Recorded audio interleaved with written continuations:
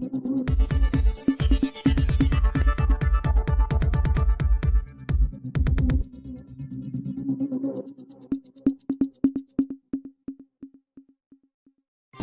ખાતે જૈન સાધ્વીજીની છેડતીના પ્રયાસ કરવાનો મામલો. બનાસકાંઠા પોલીસ પર ગેનીબેન ઠાકોરના આક્ષેપો.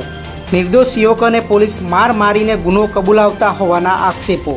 જોકે બનાસકાંઠા જિલ્લા પોલીસ વડાએ આક્ષેપોને નકાર્યા છે અને જૈન સાધ્વીજીની છેડતી પ્રયાસ કેસમાં અલગ અલગ જાતિના શંકાસ્પદ લોકોની પૂછપરછ કરાઈ છે અને પોલીસે એક પણ વ્યક્તિને માર માર્યો નથી.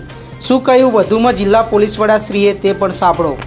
7/2024 રોજ ભાભર મુકામે જે જૈન સાધ્વીજી મહારાજ સાથે જે છેડતીની ઘટના થઈ છે તેને લઈ અને પોલીસ દ્વારા જે છે અલગ અલગ ટીમોની રચના થયેલી છે અને ત્યારબાદ જે છે તેમાં એફઆઈઆર પણ નોંધવામાં આવેલી છે. હું આપશ્રીને જણાવી દઉં કે અમારા બોર્ડર રેન્જ આઈજી સાહેબે આ બાબતે એક એસઆઈટીની બી ઘટના કરેલી છે અને એસઆઈટી બી હાલમાં તપાસ કરી રહી છે. અમે લોકોએ બનાસકાંઠા પોલીસે અત્યાર સુધીમાં 350થી વધારે આવા શંકાશીલ લોકોને લાવી તેની પૂછપરછ કરી અને તેને જે છે એ તેની ઓળખ પણ કરાવેલી છે. પરંતુ આ 350 જે લોકો છે તે તમામ અલગ અલગ જ્ઞાતિના છે, કોઈ પણ એક જ જ્ઞાતિના નથી. તમામ જ્ઞાતિના અને તમામ ધર્મના લોકો છે કે જેની અમે પૂછપરછ કરી રહ્યા છીએ.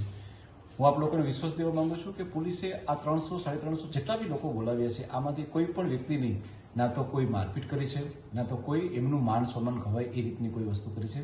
અમે અમારા ટેકનિકલ ઇનપુટથી, ટેકનિકલ સોર્સથી અને હ્યુમન ઇન્ટેલિજન્સના સોર્સથી અમે જે છે તપાસ કરી રહ્યા છીએ. આજ દિન સુધી કોઈ પણ સામાન્ય ટાર્ગેટ કરો એ બનાસકાંઠા પોલીસનું કોઈ દિવસ એવું રહ્યું નથી. જેથી કરીને આ જે આક્ષેપો છે જેમાં કોઈ એક સમાજને ટાર્ગેટ કરવામાં આવે છે કે પોલીસ દ્વારા કોઈની મારપીટ કરવામાં આવે છે તેવું એક પણ બનાવ અત્યાર સુધી અમારા ધ્યાન ઉપર આવેલો નથી.